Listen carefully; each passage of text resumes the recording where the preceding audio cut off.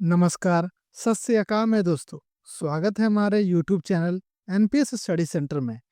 आज हम मैथ का जो क्वेश्चन मैंने आपको प्रीवियस ईयर करवाया था, पिछले आधा क्वेश्चन कराया था, उसका आज जो है ना उसका पूरा कंप्लीट करा दूंगा।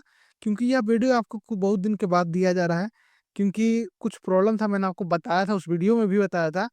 और साथ ही साथ तो और प्रॉब्लम आ चुका है, मतलब कि एग्जाम भी हम लोग का भी है, जैसे कि आप लोग का एग्जाम है भी होगा, एएलपी का होगा, टेक्नीशियन का एग्जाम है। तो वीडियो आपको मिलता रहेगा, लेकिन हो सकता है कि अभी 1-2 दिन के लिए, ज़्यादा नहीं, फिर मैं आपको रेगुलर करवा दूंगा, फिर टेंशन मत लीजिए। मैथ में आप जो है ना आपको रेगुलर दूंगा अब, ये रुकने वाला अब नहीं है, आपको अब रेगुलर मैथ प्रोवाइड करा दिया जाएगा। तो साथ साथ जो है ना, आप अगर एनटीपीसी जानते होंगे कि हम उसके लिए मैम पढ़ाते हैं, टेक्नीशियन, बिहार एसएससी के लिए हैं हम लोग, एसआई के लिए हैं। तो इन सभी के लिए हम लोग जो है जीके जीएस, साइंस, मैथ और करंट अफेयर, यह सारे हमारे चैनल पर मिल जाते हैं आपको। जितने मैंने प्रीवियस जितने भी क्वेश्चन आपको दिए हुए हैं, उन सभी को आप देख सकते हैं। जितने वीडियो मैंने डाले हुए हैं उन सभी को आप देखिए जरूर, आपको अच्छा लगेगा। अच्छा लगेगा तो लाइक सब्सक्राइब करते रहिएगा अपना। तो ये सब ज़रूर आप अच्छे से देख लें, और आपको जो है अब वीडियो प्रोवाइड करा दिया जाएगा। लेकिन अभी भी 1-2 दिन हो सकता है आपको प्रॉब्लम हो, लेकिन मैथ ज़रूर चल जाएगा आपको।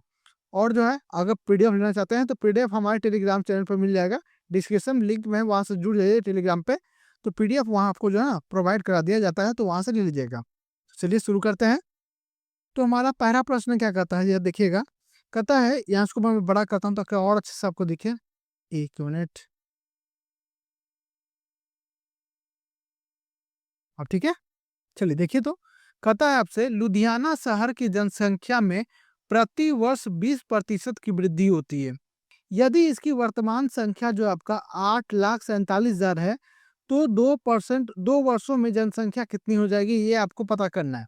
देखिए, तो यहाँ लिखा हुआ है कि 20% की वृद्धि होता है। जैसे मान लीजिए कि आपका शुरुआत में कोई 100 रुपया है, मान लीजिए, मैं आपको इसको बताऊंगा, कल इसे ध्यान दीजिएगा। मान लीजिए शुरुआत में आपके पास जो है 100 रुपया है, फिर कहता है आपसे कि पहला वर्ष में उसका जो है 20% की वृद्धि हुई, तो 20% वृद्धि हुई, कितना हो गया आपका 120 रुपया। फिर कहा जाता है कि अगले 20 वर्ष में जो है ना वो 20% की फिर वृद्धि हुई, तब 120 का 20% निकालेंगे, ना कि हम फिर 100 का 20% निकालेंगे। तब 120 का 20% फिर कितना हो जाएगा, तब 12 दूनी 24 होता है, हो जाएगा ना। तो 24 और जोड़ देंगे, कितना हो जाएगा आपका 144 रुपया। मतलब कि टोटल 2 साल में जो है हम 44% की वृद्धि हुई, या 44 रुपये की वृद्धि हुई। या ये पहला तरीका हो गया। दूसरा तरीका क्या हुआ कि अगर 100 रुपया है, मान लीजिए, इसको हम 100 रुपया नहीं लेते हैं, डायरेक्ट हम यहाँ से चलते हैं कि कितने परसेंट की वृद्धि हुई है 100 रुपया से 2 साल में, अगले 2 साल में। तो हम क्या करेंगे, सक्सेसिव चलेंगे। जैसे 20% पहले साल में, अगले साल में फिर 20%, और सक्सेसिव को हम इसको कन्वर्ट कर देंगे। तो यहाँ से 40 हो गया, ये 0-0 कैंसिल हो गया, आपका +4 हो गया, टोटल कितना हो गया, मतलब 44% की वृद्धि हो गई। तो पहले आपके पास 100 रुपया था, 44% की वृद्धि हुई, तो टोटल कितना हो गया आपका 144। ये दूसरा रास्ता हो गया। पहला रास्ता मैंने उस तरह से बताया कि 20% बढ़ाते जाइए, या डायरेक्ट आप सक्सेसिव से निकाल सकते हैं। तो अब यहाँ मैं सक्सेसिव से निकाला कितना, तो 44% निकाला। तो अब हम क्या करेंगे कि अब इसका जो है 44% निकाल देंगे, कितने का, तो 8,47,000 का। तब 8 लाख, 1 मिनट यार, 8,47,000 का हम लोग क्या करेंगे, 44% निकालेंगे। कितना प्रतिशत, 44%। अब इसको काटते हैं हम लोग, तो हम क्या करते हैं, 11 को ढाल देते हैं, तो 4 से मल्टीप्लाई करते हैं सिर्फ, क्योंकि 4 इंटू 11 होता है ना। तो 4 को मल्टीप्लाई करते हैं इससे, तो करेंगे तो 7 चुके 28 से, और 16, 28 हो गया, 2 बचा, तो 16 2 18 हाथ में 1, 1 हो गया।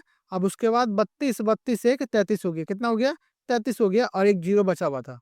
अब अभी 11 से मल्टीप्लाई करना बाकी है, तो क्या हो जाएगा हमारा, जीरो, जीरो, उसके बाद हो गया 8, फिर 8 8 16, 8 3 11, 1 12, 3 3 6 1 7, उसके बाद 3, कितना आ गया आपका 37, कितना आ गया 3,72,680, 3,72,680। अब 3,72,680 आया, उसको आप हम इसमें जोड़ लीजिए, इसमें जोड़ लीजिए 3 लाख, कितना था 72,680 ना, जीरो, 8 6 7 2 9 7 4 11, हाथ में 1, 11 1 12 आ गया ना आपका इतना, 12,19,680 आ गया जनसंख्या आ गया कितने 2 साल में बढ़ गया यहाँ पे, तो कितना बढ़ गया आपका 12,19,680। पहले कितना था 8,47,000, अब बढ़ के कितना हो गया तो 12,19,680। तो ऑप्शन 4 जो यह सही उत्तर है 50 का। चलिए नेक्स्ट प्रश्न की ओर बढ़ते हैं। नेक्स्ट प्रश्न देखिएगा, तो नेक्स्ट प्रश्न आपका क्या है, 3 संख्याएं दी हुई है, 11, 16 और 23 का रेशियो दिया हुआ है। फिर कहता है यदि उनका योग जो है 150 है तो सबसे बड़ी संख्या ज्ञात कीजिए। अब इन तीनों को पहले हम जोड़ लेते हैं। क्यों जोड़ेंगे भाई, क्योंकि इसका योग ही दिया हुआ है। तो हम जोड़ लिए इसको, तो 11, 20, 30, 40, 40, 46, 47, 3, 50, मतलब 50x मान लेते हैं। तो ये आपका दिया है 150, मतलब x छोड़ भी सकते हैं आप। तो 50 का वैल्यू दिया हुआ है 150, तो एक का वैल्यू कितना हो जाएगा हमारा, तो 3 हो जाएगा। कितना हो जाएगा, 3 हो जाएगा। अब यहाँ बोला है कि सबसे बड़ी संख्या कितनी है, तो बड़ी संख्या यहाँ पे कौन सा है, तो 23 है। अब 23 को 3 से मल्टीप्लाई कर देंगे तो कितना आ जाएगा हमारा, 69 आ जाएगा। क्या आ जाएगा, 69 आ जाएगा। तो सही आपका उत्तर कौन सा है आपका, 69, 4 ऑप्शन 51 का। चलिए नेक्स्ट प्रश्न की ओर बढ़ते हैं। नेक्स्ट प्रश्न आपका क्या है, तो देखिए नेक्स्ट प्रश्न कहता है कि 3506 अंकों का प्रयोग करते हुए बनने वाली 4 अंकों की सबसे छोटी संख्या कौन सी है। तो आप धर्रे से ये नहीं सोचिएगा कि यहाँ 0 है भाई, ये मार दो 2 ऑप्शन तो सही हो जाएगा, सबसे छोटा संख्या तो यही है। लेकिन नहीं, यहाँ लिखा है 4 अंकों की सबसे छोटी संख्या। क्या वो लिखा है, तो 4 अंकों की सबसे छोटी संख्या, मतलब कि 4 अंक आना चाहिए। तो यहाँ पे आप जब 0 लगाइएगा तो 4 अंक तो दिखाई दे रहा है, लेकिन जब इसको देखिएगा तो गिनते तो नहीं है हम लोग 0 को शुरुआत में। तो ये तो 3 अंक का हो गया, ये भी 3 अंक का हो गया। तब मेरे पास ये 2 को बचा। तब इन दोनों से छोटी संख्या कौन सा है, तब देख सकते हैं 356 है, 3506, 3056 जो है आपका क्या है, सबसे छोटी संख्या है 4 अंकों की। तो आपका आंसर क्या हो गया, ऑप्शन ए हो गया आपका, ऑप्शन 1 हो गया आपका 52 का। तो चलिए नेक्स्ट प्रश्न की ओर चलते हैं। नेक्स्ट प्रश्न आपका क्या है, तो नेक्स्ट प्रश्न देखिएगा, कहता है कि 2 समरूप त्रिभुज है, मतलब 2 आपका ट्रायंगल है आपका। अब उनका जो है ना ऊंचाई आपका दिया हुआ, एक का दिया हुआ है 8 सेंटीमीटर, एक का दिया हुआ है 11 सेंटीमीटर दिया है। उसको कहता है कि उन क्षेत्रफलों का अनुपात ज्ञात कीजिए। जब भी आपको जो है ना क्या दिया जाए, आपको मान लीजिए साइड दे दिया गया है, तब वो दो जो है आपका कॉन्ग्रुएंट है, मतलब इक्वल है, मतलब कॉन्ग्रुएंट कहते हैं इसको। तो कॉन्ग्रुएंट है, तो जब इसका एरिया पूछ दिया जाए तो क्या होता है कि इसी का स्क्वायर हो जाता है। क्या होता है, इसी का स्क्वायर और इसका स्क्वायर कर देंगे तो दोनों इसका एरिया निकल जाता है। क्या निकल जाता है, एरिया निकल जाता है। और वहीं दिया रहता हमारा, मतलब एरिया ही दिया रहता। मान लीजिए इसका एरिया दिया था 64, इसका 21 पहले से दिया रहता। तब पूछता है आपका साइड क्या है, तब क्या करते हैं, दोनों का रूट कर देते हैं। क्या करते हैं, दोनों का रूट करते हैं, तो ये आपका 8 आता है, इसका 11 आता, आया था ना। ठीक उसी तरह यहाँ दिया, क्या दिया है, तो आपका दे दिया आपका ये साइड दे दिया है, तो आपका एरिया पूछ दिया, उसका रेशियो बताइए। तो 8 का स्क्वायर कितना हो गया 64, और 11 कितना हो गया 121। तो आगे रेशियो क्या 64 रेशियो 121। तो ऑप्शन 1 जो है 53 का यह सही उत्तर है। चलिए नेक्स्ट प्रश्न की ओर बढ़ते हैं। नेक्स्ट प्रश्न देखिएगा, तो नेक्स्ट प्रश्न आपका है कि 2 संख्याओं के एचसीएफ और एलसीएम जो है आपका 75 और 450 दिया हुआ है। तो यदि पहली संख्या को 3 से विभाजित किया जाता है तो भागफल 75 आता है। तो दूसरी संख्या जो है ना आपको ज्ञात करना है। देखिए यहाँ क्या लिखा है कि पहली संख्या जो है क्या है, मान लीजिए कोई संख्या है, उसको 3 से डिवाइड करेंगे तो कितना भागफल क्या है मेरा 75। भाई जब हम 75 को ही 3 से मल्टीप्लाई कर देंगे तो मेरा क्या आ जाएगा, मेरा मेन नंबर ही आ जाएगा। तो कितना आ जाएगा करेंगे तो 225 आ गया। क्या आ गया 225, मतलब पहला नंबर मेरा क्या आ गया 225। और एक बात आपको मालूम होगा कि मान लीजिए कोई एक नंबर दिया है और दूसरा नंबर दिया हुआ है, इसके मल्टीप्लाई के बराबर क्या होता है आपका एलसीएम इंटू एचसीएफ होता है, ये आपको मालूम है। तब यहाँ पहला नंबर दिया है आपका 225 दिया है, और दूसरा नंबर फाइंड करना है, और एलसीएम कितना है 450, एचसीएफ कितना है 75। अब इसको काटते हैं तो ये 3 बार में काटेगा, और इसको काटेंगे तो कितने बार में 150। मतलब दूसरा नंबर क्या आ गया हमारा, तो 150 आ गया। क्या आ गया 150। तो ऑप्शन 4 जो है 55 का यह सही उत्तर है। चलिए नेक्स्ट प्रश्न की ओर बढ़ते। नेक्स्ट प्रश्न हमारा क्या है, तो नेक्स्ट प्रश्न कहता है आपसे कि 109 और 121 दोनों को शामिल भी कर ले तो उनके बीच में पूर्णांक ऐसे कितने हो सकते हैं कि अभाज्य संख्या है। अभाज्य संख्या इसका मतलब कि वो सिर्फ 1 से कटे और खुद से कटे, और ऐसा ही नंबर के क्या कहते हैं, तो अभाज्य संख्या। जैसे आपका 2 हो गया, 3 हो गया, 5 हो गया, 7 हो गया, 11 हो गया, 13 हो गया, इसी तरह काउंटडाउन बढ़ते जाता है। ठीक उसी तरह कहता है कि आपका 109 और 121 के बीच में साथ ही साथ वो दोनों को भी देखना है। तो देखिएगा, तो पहले आपका जो है ना वो 109 ही होता है, जो आपका अभाज्य संख्या ये किसी से नहीं करता है, नहीं करता है। आपका 110 करता है, 111 जो है 37 से करता है, ये भी ठीक है। उसके बाद 113 जो है ये किसी से नहीं करता है। 14 तो करता है, 15 भी करता है, 16 भी करता है, 17, 117 किससे करता है? तो वो 17 से करता है। किसी से करता है? तो 17 नहीं, वो किसे करता है? 13 से करता है। से 117 किसे करता है? तो 13 से करता है। ये 13 से करता है ना, तो ये भी नहीं होगा। तो 18 करता है, 119 हो गया, तो 119 किस करता है? हाँ, वो 17 से करता है। 119 जो है 17 से करता है। उसके बाद 18 हो गया, 19 हो गया, 20 हो गया, उसके बाद 21 हो गया, सब करता है। तो मतलब सिर्फ 2 गो हो गया, जो आपका पहला नंबर 109 हो गया, 113 हो गया। ये दोनों जो है ना आपका क्या हो गया? अभाज्य संख्या, मतलब टोटल 2 संख्याएँ जो है, इन दोनों के मतलब बीच में भी होती हैं और दोनों को मिलाकर भी होती हैं। तो वो कितने हो गए? ऑप्शन थर्ड हो गया 59 का। चलिए नेक्स्ट प्रश्न की ओर बढ़ते हैं। नेक्स्ट प्रश्न आपका क्या है? तो कहता है एक बॉक्स में 110 रुपए रखे हुए हैं, जिसमें 1, 2 और 3 के रेशियो के अनुपात में जो है ना आपका 1 रुपया, 50 पैसा, 25 पैसा के सिक्के शामिल किए गए हैं। तो पूछा जा रहा है आपसे कि 50 सिक्के की संख्या बताइए। तो यहाँ देखिएगा कि 1 रुपया पहले बनाते हैं हम इसको। तो 1 रुपया तो 1 रुपया बना हुआ पहले ही से। 50 पैसे क्या बनेगा? तो 1/2 बनेगा, बनेगा ना। 25 पैसे कितना होता है? तो 1/4 हो जाएगा। ये बन जाएगा कितना? 1/4। तब इसको जो है इसी पे हम पुट करते हैं। तो 1, 2 और 3। तो पहला तो 1 रखते हैं नीचे वाला इसको, फिर रखते हैं इसको 2, फिर रखते हैं इसका हम 4। हो गया। अब ये कट गया आपका 1, तब रेशियो मतलब तीनों को जोड़ेंगे, जोड़ेंगे कितना हो गया आपका ये? तो यहाँ 4 + 4 + 3/4, मतलब टोटल यहाँ क्या आ गया? 11/4। अब 11/4 आया है, तो इसी का वैल्यू दिया है ना हमारा 110। कितना दिया है? 110। तो 11 कट जाएगा ये हमारा 10 बार में, और 1 का वैल्यू क्या आ गया हमारा? 40 आ गया। क्या आ गया? 40 आ गया। अब पूछा क्या है आपसे कि 50 पैसे के सिक्के। तो 50 पैसे के सिक्के यहाँ पर कितना है? तो 2 है।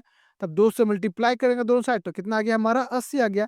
मतलब 80 जो है हमारा 50 पैसे के सिक्के हैं। वही पूछता आपके 1 पैसे 1 रुपये कितना है? तो 40 होता। और वही 50 पैसे का 80 हो गया, और वही पूछता आपसे कि 25 पैसे का, तो 120 हो गया। कितना हो गया? 120। तो यहाँ आंसर क्या है आपका? ऑप्शन 1 सही है 60 का।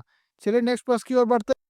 देखिए, अगला प्रश्न क्या कहता है कि कहता है किसी धनराशि को चक्रवृद्धि ब्याज की उधार दिया गया है। मान लीजिए दिया गया है, तो यह पहले वर्ष की समाप्ति जो है उसे 500 रुपया, और दूसरे वर्ष की समाप्ति पर जो है ना उसे 550 रुपया हो गए। तो पूछा जा रहा है आपसे कि चक्रवृद्धि ब्याज की वार्षिक दर ज्ञात कीजिए। अब देखिए, पहला वर्ष तो 500 रुपया था, उसके बाद आपका बढ़ गया 550 हो गया। तो डिफरेंस कितना का हो रहा है? सीधा सीधी बात हो रहा है भाई, एक साल में तो सीधा भाई आपका चक्रवृद्धि ब्याज साधारण ब्याज तो सेम ही होता है। आपका एक वर्ष में एसआई और सीआई जो है ना आपका हमेशा इक्वल ही होता है। तो यहाँ कितना बढ़ोतरी हुई? 50 का। कितने पर? 500 पर। परसेंटेज में चेंज कर देंगे, कितना आ गया हमारा? 10%। कितना आ गया? तो 10%। ऑप्शन 1 जो है 65 का, यह सही उत्तर है। चलिए नेक्स्ट प्रश्न की ओर बढ़ते हैं। नेक्स्ट प्रश्न आपसे क्या कहता है? देखिएगा, कहता है कि एक आदमी की आय में पहले 20% की बढ़ोतरी हुई, बाद में 30% की बढ़ोतरी हुई, तो कुल प्रतिशत वृद्धि कितना हुआ? तो मैंने आपको शुरुआती ही क्वेश्चन में बताया था कि आप सक्सेसिव लगा दीजिए कि बढ़ोतरी जितना भी कहता है। तो पहले वर्ष में 20%, दूसरे में 30, फिर सक्सेसिव लगा दीजिए, दोनों का मल्टीप्लाई कर दीजिए आप, और डिवाइड कर दीजिए 100 से। अब इसको काटिए, तो ये कितना हो गया आपका? यहाँ 6 हो गया, प्लस हो गया यहाँ 30 और 20 50 हो गया। 50 और 6 कितना हो गया आपका? 56% का बढ़ोतरी हुआ। कितना? 56% का बढ़ोतरी हुआ। तो ऑप्शन 4 जो है यह सही उत्तर है 68 का। चलिए नेक्स्ट प्रश्न की ओर बढ़ते हैं। नेक्स्ट प्रश्न आपका है 73 का। देखिए यहाँ क्या लिखता है कि 24 सेंटीमीटर लंबाई, 16 सेंटीमीटर चौड़ाई और 16 सेंटीमीटर ऊंचाई वाले घना, मतलब क्यूबाइड के बारे में यहाँ बोल रहा है, क्यूबाइड के बारे में, को पिघला कर जो है 8 सेंटीमीटर भुजा वाले कितने घन बनाए सकते हैं? मतलब क्यूब के बारे में यहाँ बोल रहा है, बनाए जा सकते हैं। तब यहाँ क्या हो जाता है कि आपका वॉल्यूम जो है ना दोनों का इक्वल हो जाता है। तो इसका वॉल्यूम क्या होता है क्यूबॉइड का? तो 24 इंटू 16 इंटू मतलब 16, अब इक्वल टू यहाँ क्या है? तो घन है, तो घन का क्या होता है आपका? 8 इंटू 8 इंटू 8 हो गया। अब कितने बनाए जा सकते हैं? तो n से मल्टीप्लाई कर देते हैं। तब यहाँ से काटते हैं 3 बार में, ये 2 बार में, ये 2 बार में, कितना हो गया? 6 दूनी 12। तो कितने बनाए जा सकते हैं? तो 12 गो बनाए जा सकते हैं आपके घन वाला। तो कितना हो गया ऑप्शन ऑप्शन 4 जो हो गया आपका सही हो गया 73 का।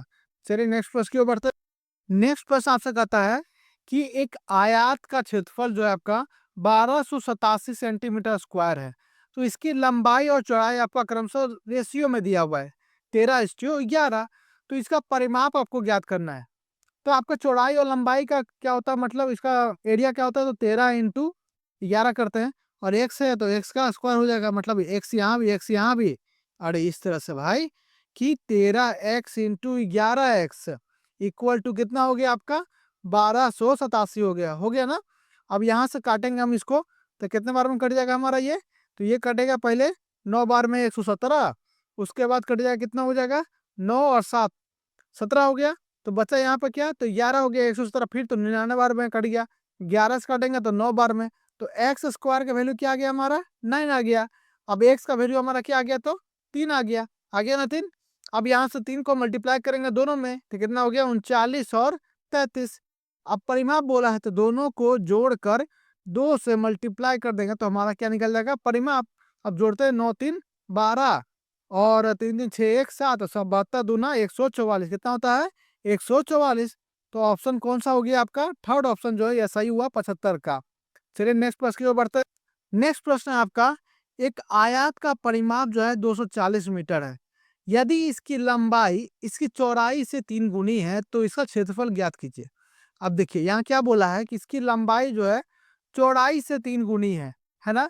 तो एल बाई बी क्या आ गया हमारा रेशियो 3:1 आ गया, क्या आ गया 3:1 आ गया ना। अब ये क्या आ गया 3:1। अब यहाँ दिया है आपका परिमाप, तो परिमाप आप जानते होंगे कि 3x प्लस एक्स का मल्टीपल 2 इक्वल टू ही आपका कितना दिया है 240 दिया है। अब इसको काटेंगे 120, ये कितना हो जाएगा 4x, और ये कितना हो जाएगा आपका 30। तो x का वैल्यू क्या आ गया 30।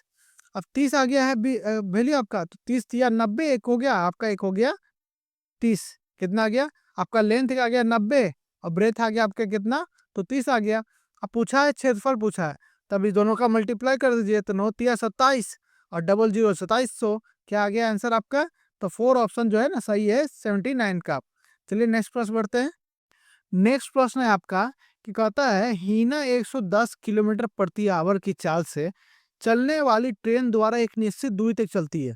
मान लीजिए टीना जो है आपका हीना जो है 110 के स्पीड से जा रही है, तो कौन किससे जा रही है, तो ट्रेन से जा रही है भाई, तो 110 के स्पीड से जा रही है। उसके बाद क्या होता है कि ये वापस लौटती है, तो ये 50 किलोमीटर प्रति घंटा के चाल से एक कार से चलती है। तो कितने की स्पीड से 50 किलोमीटर प्रति घंटा के चाल से चलती है, तो आरंभ बिंदु तो वापस लौटती है, वापस लौट गई।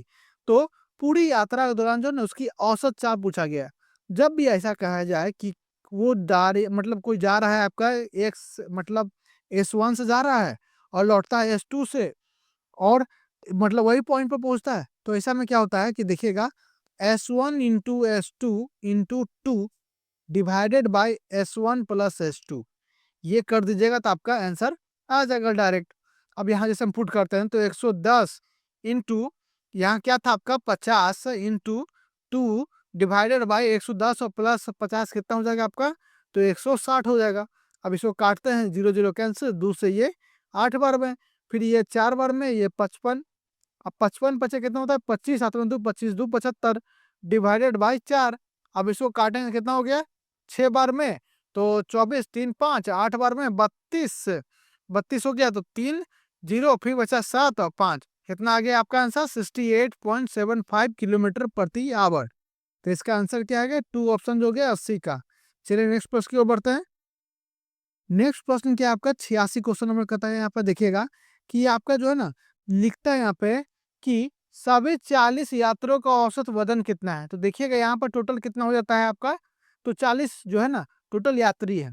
अब इसका वजन दिया हुआ सबका अलग अलग दिया हुआ है, तब उन सभी का वजन को पहले हम जोड़ेंगे और डिवाइड करेंगे कितने से, तो 1 2 3 4 5 और 6 से डिवाइड कर देंगे। कितने से करेंगे, तो 6 से डिवाइड करेंगे। अब इसको जोड़ते हैं हम लोग, तो 9 6 15 15 7 22 22 7 29 29 7 36 36 और 4 40 मतलब 400 हो गया 400। उसके बाद है 5 5 10 8 2 10 20 और मतलब 420। अब 6 से डिवाइड करना है कितना हो जाएगा, तो ये हो जाएगा आपका 70। और यार ये तो गोल 3 निकल गया। एक मिनट भाई, देखते हैं इसको फिर से। भाई हमारा तो इतना ही आ रहा है, 70 आ रहा है। ट्राई करते हैं, फिर से जोड़ते हैं इसको, फिर से देख लेते हैं। 9 6 15 7, 22 7 29 7 36 4 40 हो गया, मतलब 400। 5 5 10 और 8 2 10, 20 हो गया। 420 बटा में 1 2 3 4 5 6, 6 से डिवाइड 70। ये लगता है कहीं गड़बड़ हो रहा है। आपका अगर आंसर कुछ अलग आता तो बताइएगा। यहाँ पर हमारा आंसर क्या आ रहा है, 70 आ रहा है। क्योंकि मैं लाइव बताता हूँ, कोई अलग से क्वेश्चन देखता नहीं हूँ, कि देखता हूँ कि डायरेक्ट आता है, सीधे आपको सामने रखता हूँ। इसका 70 में आ रहा है, आपका आंसर अगर अलग दूसरा आ रहा है तो ये आप जो है ना कमेंट जरूर बताइएगा, 86 क्वेश्चन नंबर का। तो चलिए इसको आगे देखते हैं। नेक्स्ट प्रश्न आपका क्या कहता है, तो यहाँ कहता है आपका ये पाई चार्ट है। तो यहाँ क्वेश्चन है आपका भोजन, यहाँ लिखा है ना, भोजन और कपड़े पर हुए व्यय, मशीन और मेडिसिन पर हुए व्यय का अनुपात ज्ञात करना है। तो किसका बोला, भोजन और क्लोथ। तो भोजन और क्लोथ, तो कितना हो गया, 3 2 5 1 6 हो गया। उसके बाद बोलता है मशीन और मेडिसिन, 2 2 4 हो गया। तो रेशियो क्या आ गया, 3:2 आ गया। क्या आ गया, 3:2 आ गया। तो आपका ऑप्शन 1 जो है यह सही उत्तर है। चलिए नेक्स्ट देखते हैं। नेक्स्ट प्रश्न आपका क्या है, तो यहाँ बार ग्राफ दिया हुआ है आपको। अब यहाँ क्वेश्चन लिखता है आपका 2012-13 की तुलना में 13-14 के दौरान जो है ना सॉफ्टवेयर कंपनी का लाभ प्रतिशत ज्ञात करना है। तो 12-13 में 300 और 13-14 में 380 हो गया, मतलब वृद्धि कितना हुआ, 80 का वृद्धि हुआ। जब 80 का वृद्धि हुआ तो कितने पे हो रहा है, तो 300 पे हो रहा है। अब इसको जो है कन्वर्ट करते हैं किस में, परसेंटेज में। तो कन्वर्ट करते हैं, काटेंगे तो कितना कर देगा, 26.66 है। क्या 26.66। तो इसका आंसर 1 हो गया आपका 88 का। चलिए नेक्स्ट प्रश्न के ऊपर। नेक्स्ट प्रश्न आपका क्या कहता है, तो यहाँ भी आपका बार ग्राफ दिया हुआ है। और यहाँ कहता क्या है क्वेश्चन में, देखिएगा। कहता है कि 14 से 16 की अवधि के दौरान जो है एक्स का औसत उत्पादन और उसी अवधि के दौरान वाई का औसत उत्पादन का ज्ञात करना है। तब यहाँ देखते हैं पहले एक्स, तो कितना है, 40 50 90, 90 और 35 कितना हो गया, 125। ये आपका आ गया एक्स का। वाई का देखते हैं अब, तो यहाँ हो गया 45 45 90, और 90 और 55 कितना हो जाएगा आपका, तो 145। कितना हो जाएगा, 145। अब इसको काटते हैं तो 5 से, तो 25 बार में, ये 29 बार में। तो क्या आ गया आपका रेशियो, 25:29 आ गया आंसर। तो आंसर क्या है इसका, थर्ड ऑप्शन जो है ना, ये सही उत्तर है। थर्ड ऑप्शन यहाँ देखिएगा, सही उत्तर है 25:29 79 का। उम्मीद है आपको ये सेशन अच्छा लगा होगा, और अच्छा लगा तो अपने चैनल को लाइक सब्सक्राइब और कमेंट और शेयर करना ना भूलें। तो मिलते हैं नेक्स्ट वीडियो में। धन्यवाद।